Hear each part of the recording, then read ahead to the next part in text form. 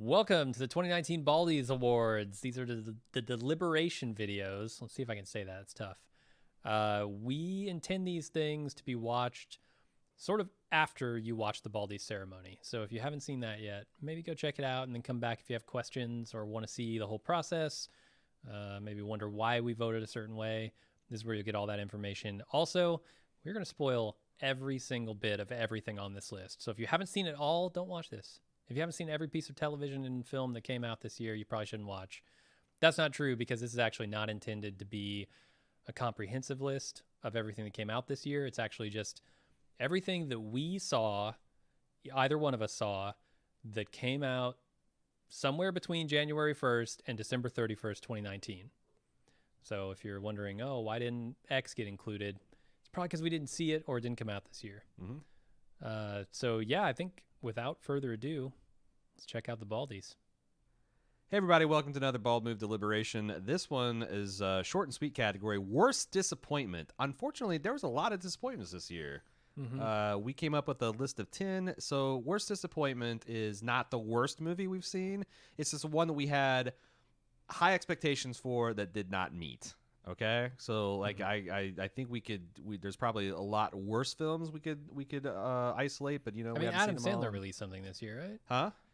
Adam Sandler? He did. He had one he actually thought he might win an Oscar for, and it looks like he's going to be bitterly disappointed for. So needed more Pianos and Jello. For yes. Should we get to the worst disappointment to avoid this segment itself becoming a disappointment? It was pudding. I apologize to all the Punch Drunk Love fans out there. Yeah, let's do it. Worst disappointment, the beginning of this video. So number one with the fucking bullet, Game of Thrones season 8. It's telling that this might be. I think this was written in the order that we thought of them in, and so Game of Thrones being first on this list is no surprise. And God bless you if you liked the way Game of Thrones ended, because it's one of the most universally held opinions, as far as I can tell, on the internet. That season 8 is what made everyone realize that season 7 and season 6 weren't as good as that we thought. That season 7 wasn't cutting corners to get to something awesome. That Double D's didn't understand the characters, the world. They prize subverting expectations over any kind of season 8 was a piece of shit. It was a debacle. It instantly killed Game of Thrones as a cultural phenomenon. It went from people being beside themselves with excitement to where no one gives a shit about Game of Thrones anymore. Just overnight. I've never seen anything like it. I called it at the time showrunner malpractice, and I think that's exactly what it was. You'd be real disappointed, because I know there are things further down on this list that you enjoyed quite a bit, like Hellboy. Okay. And you looked up the Hellboy Rotten Tomatoes score. You said it was 11%? Yes. Game of Thrones Season 8 has a 59% on Rotten Tomatoes. How does that make you feel? I don't know, because it surprised me. That means more people liked it than didn't like it. I don't know, man. It's not fresh, but maybe I'm in a bubble, but my bubble of Reddit and Twitter and my own personal experience says that Game of Thrones Season 8 is a piece of shit. And it was bad. I mean, I look, if you think that I'm being contrarian for contrarian's sake, that's crazy, because you're wrong. I would have much rather this been an amazing end. It would have been better for Bald Move in the short term, been better for Bald Move in the long term, to have like an intense love for this franchise that you can carry right into a prequel series that got canceled, BT dubs. It's bad. No one emerged unscathed from this disaster in my eyes. So it's a pretty good candidate for number one. I don't know that anyone's going to shake it. Would you care to speak to the Great British Baking Show season 6? Yeah, 132. Season 632. That's also the species that was invulnerable to the Borg on Voyager, I think. Also the Mary Berry's age. I apologize. Mary Berry, she's one of the old hosts. Oh no! One of the old judges. I know. She's an old lady. Everybody loves her woman. Though. She's her oldness is what makes her cute. Kind of like the Queen herself. Play it up. Yeah. She has 100% less corgis. So the Great British Baking Show, this has always been a highlight of our year for me and Alexis.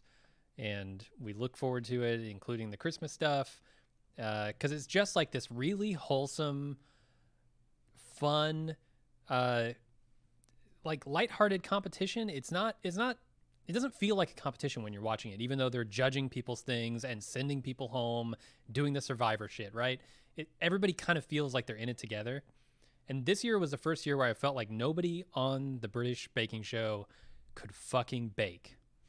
And it was a bunch of like Instagrammers and just like these fucking the people who clearly had not practiced nearly enough to be on this show. There was every time they do a showstopper, it was like, well, I've seen things that are 10 times as good on this show. So, and that was the best person. Help me out here, because I thought that was one of the things of the Great British Baking Show is that they were amateur cooks. They are, but they're all actually really good. So it's like people that were somewhat passionate about cooking and had previous cooking experience. And I mean, they're the flops, you know. They're the people who really have no business being in a competition for baking. And I imagine sometimes but you get to the top five, I love and they're cooking. Amazing. I love cooking. I think I'm pretty good. But like, if someone asked me to make like a candy, a confection, I'd be like, I'd fall on my face on that. So yeah, I'm not a great baker, but anyway. But this is the Great British Baking Show. Yeah, I should stay off of that. You should probably stay off of that, and the people they have on it should probably at least know how to bake. There are people on there who clearly did not know how to bake. Like and how the people bad... who made it to the top 3, like the person who won this was not nearly as good as like a previous season's top 3. She was like. How did you know? So like, they don't know how to turn on an oven? It was a he. They like how bad they did not know the boiling point of water. Consistency was bad. Just like the presentation seemed to be really good, and that seemed to be what they were focused on in some cases. Like this guy's presentation was on point every time, but his flavors were off, or the texture of the cake was off, or something. Like he was certainly like the most consistent of any of them, but not nearly as consistent as some of the excellent bakers they've had win that before. Were they trying to do something different? Were they like, you know what, we want to really push the idea of amateur? Or they are trying to do something different. They're trying to get more viewers and monetize this thing a little bit more. But how does having worse talent do that? Because they have Instagram followers who they can send out a fucking $1 million Instagram post to. So what were the Instagram famous for? Cooking?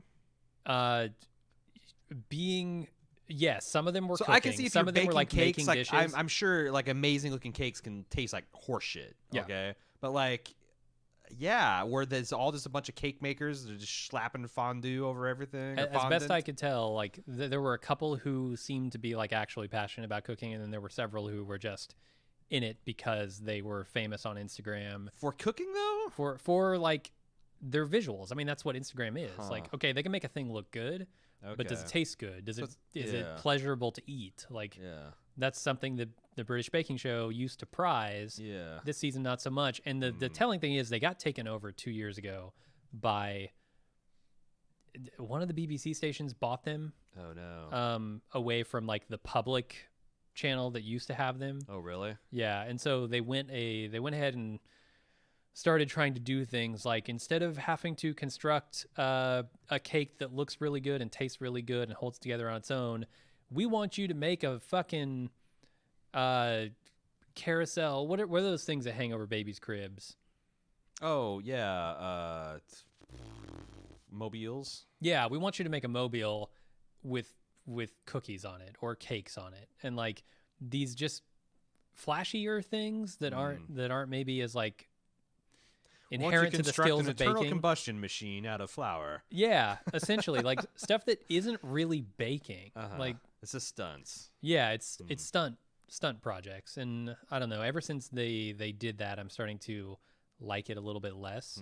And this season was kind of just the next step in that progression. How many seasons are there? I mean, I know you joked about 632, but they're like 12. Is it possible that it's just running out of steam? But I would be happy to watch the same thing over and over again with different people because the feel of it is so good. Yeah, they've created something with this show that is very different from other competition shows. Well, that's too bad. But this will not win this category. And you should be happy because that means you're not the worst. What about Star Wars Episode 9? Because it's another real...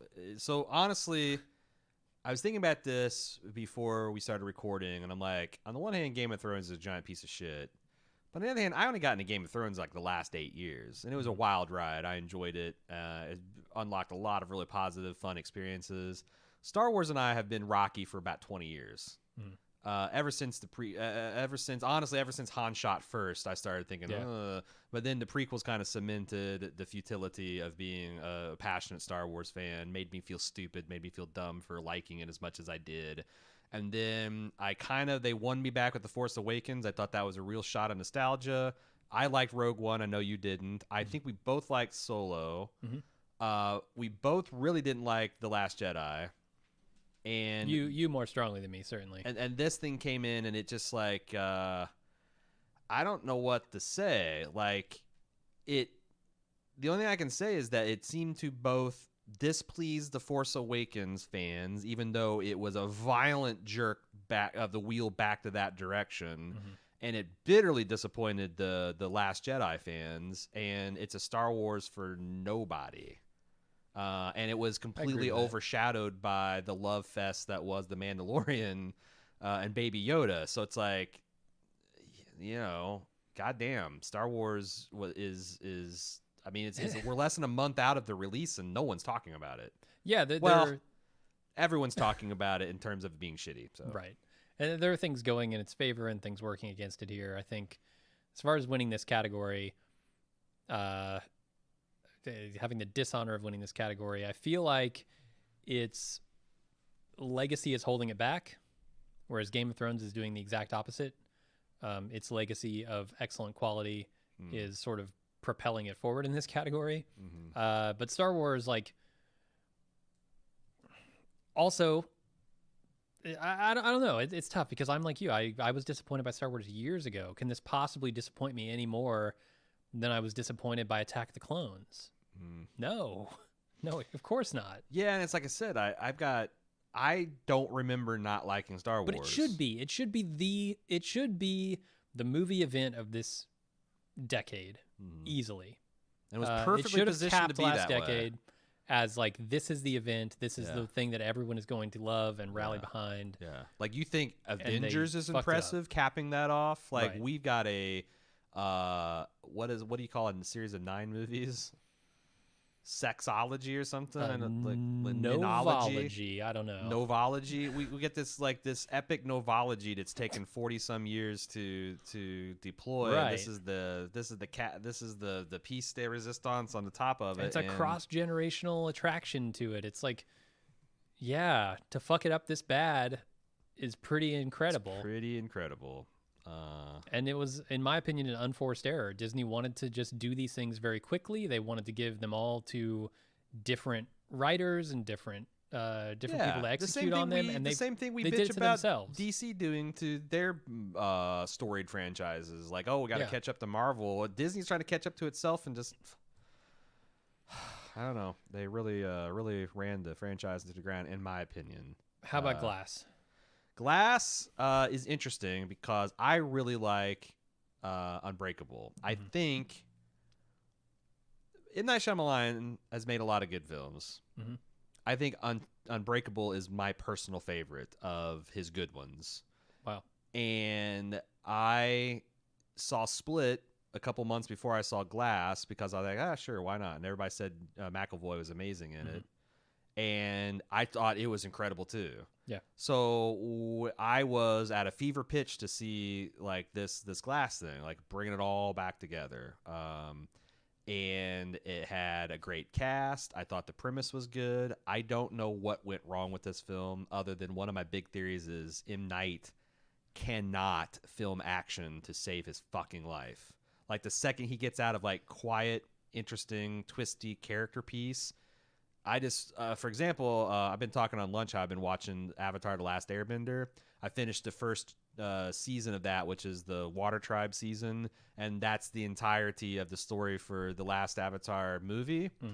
That's such a I watched it, and that's such a horseshit version of Avatar. You rewatched that movie? I rewatched that movie because I'm like, how bad can it possibly be? And I just wanted to see. And a big problem is he just can't stage action.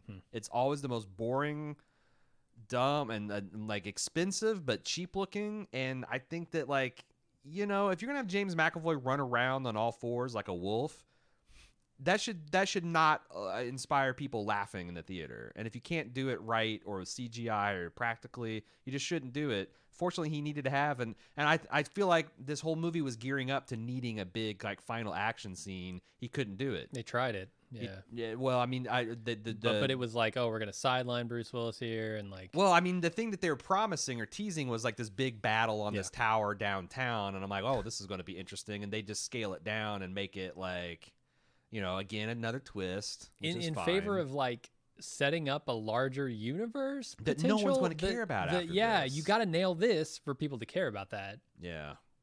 I don't know. Bruce Willis seemed really detached, which kind of surprised me that he didn't give a shit about it. Samuel L. Jackson, I thought, did real good. I thought James McAvoy was good as the Beast. Mm-hmm. But man, the gap between what I was expecting and what I got was, and you know, M. Night was in the middle of a career resurgence. I felt like on the back of, didn't he do a pretty well-regarded horror film about the devil living in an elevator?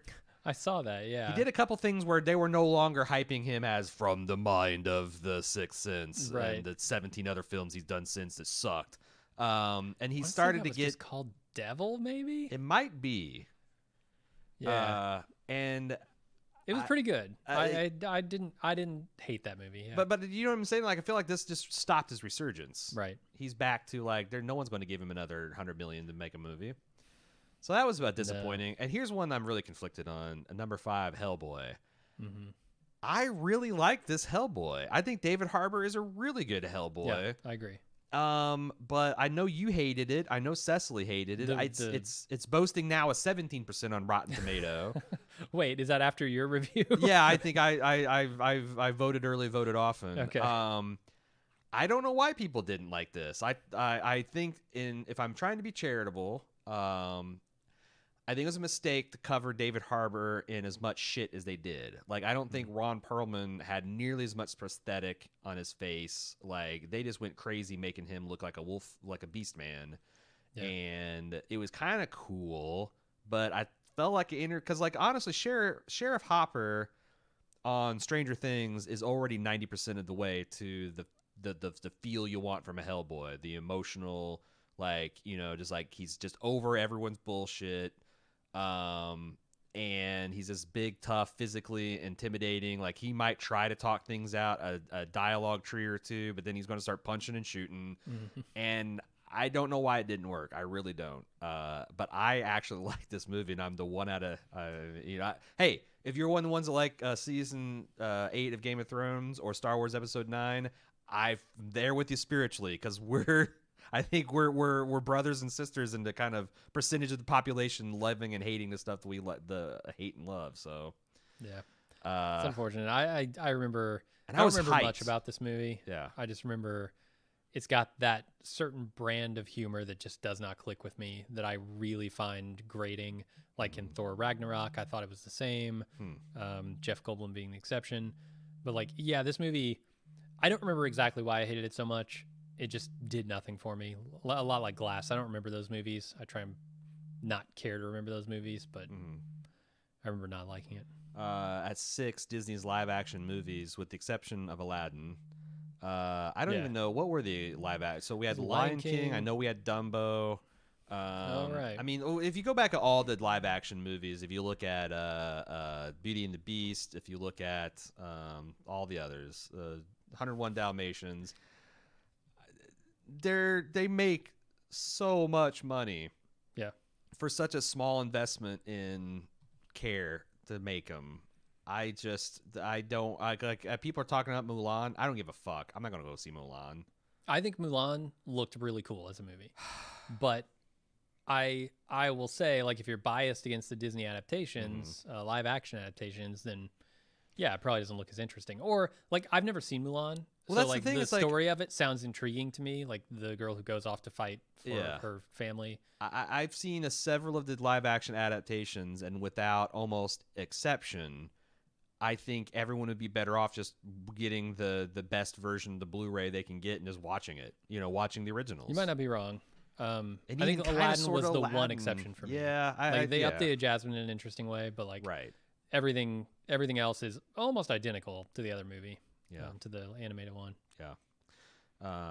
Zombieland Double Tap, a movie that Why did they make this movie? I don't know. This is you know what? This should go on the high risk, high reward, only on the bad side of it. Right. The one that didn't work out. I'm gonna make a note of that. Because goddamn, like, if you're gonna bring back this movie, you gotta update it. You gotta make it relevant for 2019. Yeah. And they did not do that at all. Yeah. They ran back the same tired humor, the same exact format. Like everything they did felt like a lesser version of the first movie. Yeah. And felt identical to it. With one or two flashes of insight, or the doppelgangers, I thought were pretty good. That was funny. That was a funny chuckle, and it didn't overstay its welcome. Yes. But almost everything else did. And that fight scene in that Elvis museum, I thought it was great. Mm-hmm. But like all of the humor, all of the, like even the themes, like everything was like roughly the same, right? Yeah. Yeah. And no, like, you know, where was the character development? 10 years these people have been living, right? And they have not changed one iota, really. I don't know. Like I said, there's a couple things, but I just think if you come back 10 years after, and people gave, I know I got some, I feel like we got a little bit of shit from people that did like this movie. I'm like, I can see liking this movie, but thinking it's a worthy successor, or like people like, well, it's just like the original Zombieland. What were you expecting? I'm like, I guess I was expecting something besides just exactly more of the same. When they make movies 10 years apart, I expect them to have that time to have some effect on the next film. Like you cannot just simply make the same thing over and over again and have me enjoy it forever. My sensibilities change. Like society has moved on from where we were in the mid to early 2000s. You got to do something else. Yeah. American Gods season 2. So I feel like I'm gonna monologue for the next two because you don't haven't seen either American Gods or Harlots. American Gods was a really brilliant visionary piece of just gonzo, balls to the wall, crazy mythology fueled action. It was created by the guy who made season 1 of Daredevil. He's starting to be having a bad habit of starting things off and then abandoning them. And I've never seen anything that looked like it. I've never seen anything that like had like the really graphic sex, graphic violence, like to puts HBO to shame and have it all be in the service of the plot. This was on Stars? It was on Stars. Okay. And I really, really liked it. And I thought the writing was pretty sharp. Conceptually, like the idea of like all these old gods coming to this country of immigrants and the populations that came here, some by choice, some by force, bringing these gods, and how America, the country, and the idea like necessarily caused these gods to like morph, and then like the new American gods of like consumerism, technology, information, how they're jockeying for, you know, with the likes of Odin and Thor and Anazi, the trickster spider god from Africa. It was just endlessly fascinating. Then I think it was Brian Fuller, the showrunner, got fired. Then the second showrunner took over and got fired. Then the third showrunner took over and got halfway through the season and got fired. This and then is by in the span of a single season? And then by the end, Orlando Jones is writing dialogue like on the day of the shooting. Shooting it in his garage? What's happening here? I don't know. It's amazing that it held together. Also, like two of the major characters from the previous season, one who they were setting an entire arc around, quit in protest of Brian Fuller being fired. Gillian Anderson and Christine Chenoweth. And it kind of sort of worked, but the magic was pretty gone. And it felt like the entire season was just clearing its throat and walking in circles, clearly because there was no direction. It's just like, we need to fill 8 hours of screen time. And we don't know if we're going to have our stars next week. So we'll write big, meaty speeches that don't really do anything. And they, had to, like a lot of the season was around recasting the characters that they had to destroy. I don't know. It's too bad. And Harlots is very similar. I loved Harlots. It was very trashy, fun, gorgeous looking, very well acted, funny, series of these 18th century prostitutes trying to like get by in ye old merry England. And season 3, unfortunately, who's the woman in Downton Abbey that played Lady Sybil? Jessica Brown Findlay. Mm-hmm. She was the linchpin that held this show together, and she just bailed. And I don't even know. I would love to know when they found out about it and like how much of a commitment they had on her for the season. But like, she was written out very early on, and the show just kind of fell apart without that amazing kind of character and role that clearly the show was built around. And it just she Downton Abbey'd them. She got to season 3 and killed her character, and the show just flew apart. So I was me and Cecily bitterly disappointed in how that turned out, especially with, you know, we were betting a lot on having a nice podcast built around the American Gods franchise and Harlots franchise. Got shit on twice in 1 year. That brings us to It Chapter 2, which is the least offensive of any of these. I think so, yeah. I don't remember exactly what I disliked about that movie. I do. It's the fact that you had seen It Chapter 1 like the day before, and this is 50% of this film is almost recycled material. You're not wrong about that. And some new stuff filmed for the old stuff, but like I wonder if there's a version of this movie where maybe the first one is a little shorter and this one's a little shorter, and they just don't go back to the kid stuff. Like, that was really a bummer for me, because every adult, and it was like this thing was like, once it happened once or twice, it's like, oh Jesus Christ, this is going to happen every single time. Yeah, we're going to introduce this adult character. We're going to see what they're struggling with nowadays, where they came from, and how this arose back in the past. And I don't know. It's very predictable, very formulaic, and you know, it's just a worse version of the first film. So I have a suspicion that these are pretty much ranked appropriately. The Great British Baking Show. Well, coming in number 2.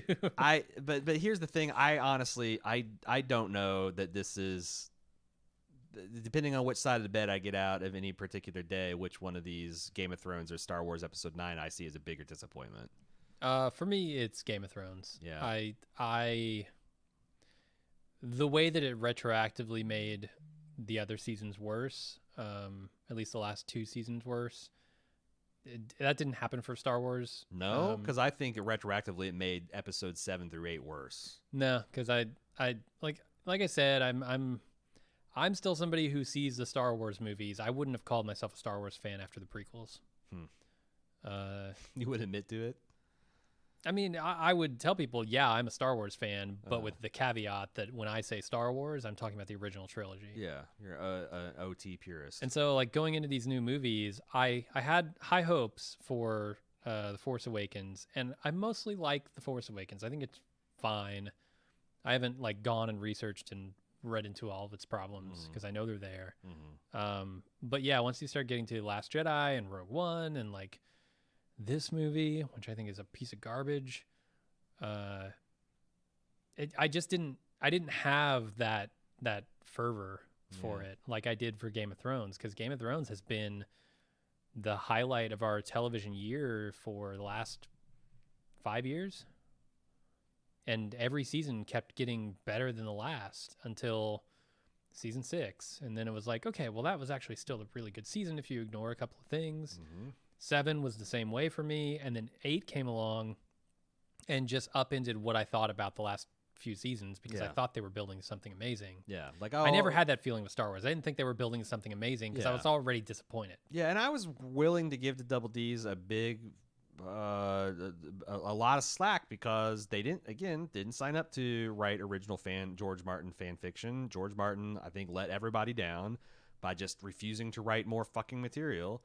Yeah. And finding everything in the sun to do rather than finish this goddamn thing.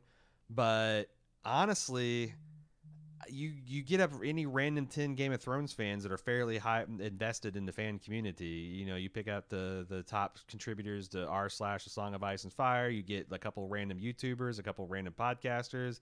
They'd write a better season than this. Yeah.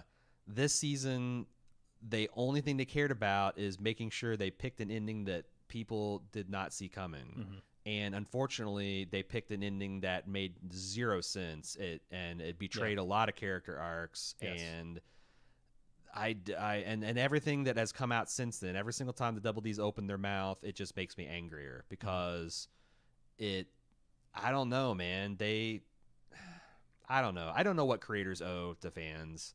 And you could go back to like George Martin, like, you know, for so many years he said, stop bothering me stop caring so much about this series. I'll finish it when it's finished. And I'm like, you know what, George, you beat me. I'm ready to not give a shit. Right. Because you're right. George Martin isn't our bitch, and he's free to do whatever the fuck he's want, and so are we. And I think a lot of people are just, I went from like, and I think a lot of people went this way too, from like, can't wait to see what comes out next for HBO with Game of Thrones and Connection to like, yeah, I'll check it out. But now it's kind of got to win me back over. Yeah. I don't know how hard it will be to win me back over. If they have a really good setting in the Targaryen dynasty, but I'm one of the ones that think that they canceled the prequel series because who gives a shit about the Night King's origin when he's a complete non-factor? And I don't know that illuminating more of the character would do anything for Game of Thrones, but make you laugh. It's like, yeah. Like, imagine if he did have an epic backstory. And they had never shown it in any of Game of Thrones. Yeah, it's almost like you're making your character worse in Game of Thrones by showing more stuff, even if it's good. Mm-hmm. So who had a better story than Bran the Broken? It might be a different discussion if Star Wars Episodes 7 and 8 had been great and were building to something amazing and had sort of rekindled my love of Star Wars, and then 9 came along and took a big shit on it. We might be talking about Star Wars as number one here, but I think Game of Thrones was that. Yeah, me. I'm there. I'm right there with you. So we need to round out a top 5. Oh, okay. British Bacon Show doesn't belong in here. Let me ask you this. I was really bitterly disappointed in American God Season 2 and Harlot Season 3. We had full podcasts on all those. Can I pull some rank and put those in the top 5? I would say American God certainly belongs up there just based on how cool it sounds. I'm trying to think if I was disappointed by anything, because like Zombieland, I didn't care. Like, I like Zombieland, the original movie, but I liked it 15 years ago or whenever it came out. I had pretty high expectations for it. So you bring the whole crew back together? Yeah. I don't know. I mean, I certainly had higher expectations for that, I guess, than the live action movies of Disney. Yeah. Though Glass is pretty strong on this list too. Here's because like I had just watched Split as well. Yeah, like the night before and I saw this, I watched Split. It was great. Really good. I thought that movie looked so stupid in the previews. I was like, what? They're making a movie out of this? Yeah, out of James McAvoy wearing weird hats and shit. Is that that can't be good? And then I watched it and it was amazing. And McAvoy is really fucking good. He's incredible. 90% of why that movie works. And so coming into Glass, I was very hyped, and it did not live up. I think this feels good for me for a top 5. Okay, I don't feel too strongly about this. I was gonna say, if you want to argue about, Hellboy, I guess would be the least disappointing to me because I really liked it. Right. And It Chapter 2, like it's not bad. It just wasn't as good as the first one. And it's too bad. It almost feels like they put all their work in the first one, and then like, oh, this is It Chapter 2 just got scrapped. This one writes itself. Yeah. Let's just do it. Apparently it did not. No. You got to have the pre-adolescent gangbang. That's the linchpin. Oh, right. Like Stephen King knew. You have to have that in there, and they didn't have the balls to do it. Have a bunch of 13-year-olds. Even though Sharp Objects did it just months before. Oh God, you're right. Come on, get with the program. You're right. I guess this was a consensual mass preteen orgy, but still, I think America had the stomach to watch that, and the show suffered for it. Okay, top 5 worst disappointments. We'll go to war with this one.